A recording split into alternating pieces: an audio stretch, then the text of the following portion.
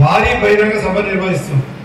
ఆ భారీ బహిరంగ సభకు మనం అందరం కూడా హాజరయ్యే కొరకని మండల వారీగా మీటింగ్ పెట్టుకున్నాం. ఇది కూడా మన మండలం నుంచి కూడా మీటింగ్ పెట్టుకున్నాం.